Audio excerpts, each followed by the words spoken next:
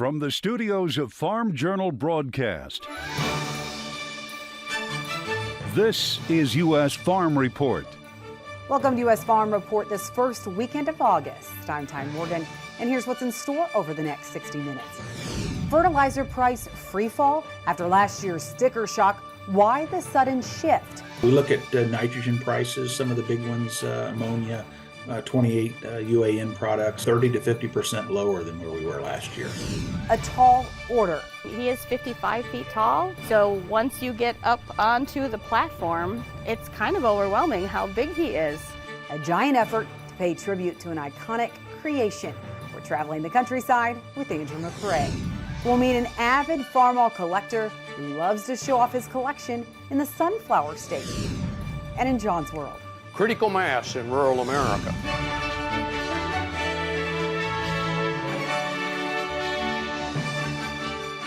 U.S. Farm Report, presented by Pioneer.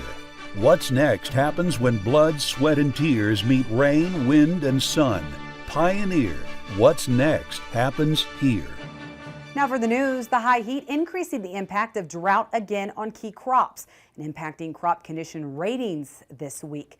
Corn condition ratings are now at 55% good to excellent, down 2 percentage points from last week. Soybeans, those are 52% good to excellent, also down 2 points. You can see Missouri faring the worst. Just 25% of the corn crop there is rated good to excellent, and just 28% of the soybeans are rated the same. Russia appearing to still be targeting Ukrainian grain exports, hitting a port city with drones this week along the border with Romania. Ukrainian's infrastructure minister reporting about 40,000 metric tons of grain, which was expected by the countries of Africa, China, and Israel, was damaged in the attack. The strike's happening in Ismail and on the Danube River that forms the Ukrainian-Romanian border. In the past 2 weeks, dozens of drones and missile attacks have targeted the port of Odessa and the region's river ports, which are being used as alternative routes to move grain out of the country.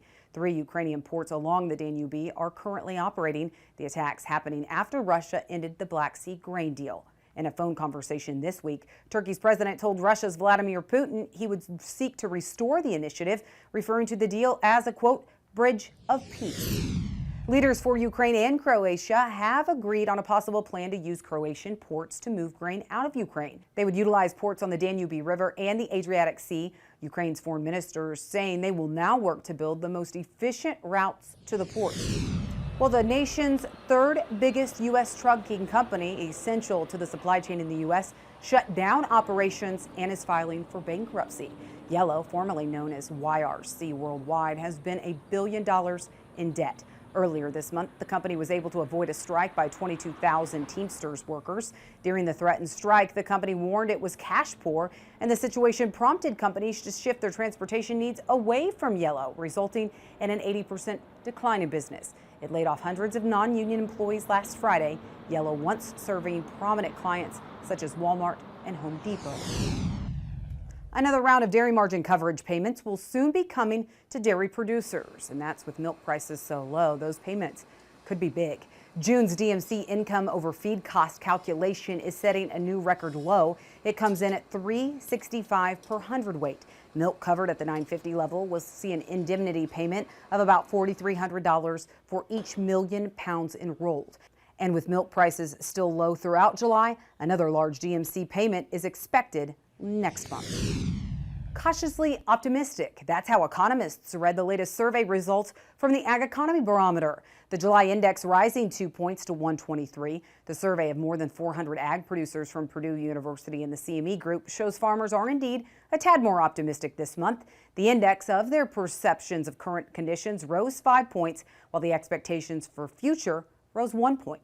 The improving outlook comes amid price volatility, weather uncertainty, and rising interest rates. Despite those interest rates, farmers are still more positive when it comes to making big capital investments. The Farm Capital Investment Index rose 3 points this month to a reading of 45, and that index is now 9 points higher than it was a year earlier. 2/3, roughly 65% of the producers in the survey said they expect to see interest rates rise over the course of the next year. This month's survey also asked farmers about expectations for 2024 cash rents. 25% of farmers said they expect cash rents to climb next year compared to 2023. And of those 25%, nearly 1/3 expect rates to increase up to 5%, and nearly half thinks rates could climb 5 to 10%. A growing number of people simply can't eat meat without getting sick, and it's all from a tick. New numbers from the Centers for Disease Control and Prevention show thousands more Americans are testing positive for alpha-gal syndrome. It's a condition spread by tick bites that causes allergic reactions to eating red meat. In fact, the agency just announced up to 450,000 people in the U.S. may have been affected by the issue since 2010.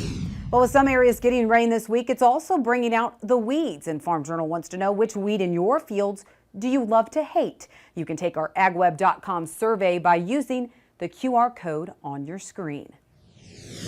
That's it for the news. Some of you saw a break from the high heat, but for others, you just continue to bake. We'll see if there's any relief in sight with your forecast next. Registration is open for the 2023 Pro Farmer Crop Tour, August 21st through the 24th. Attend one of our nightly meetings or join online as we gain insight on the 2023 growing season. Visit profarmercroptour.com/register to select the stop nearest you.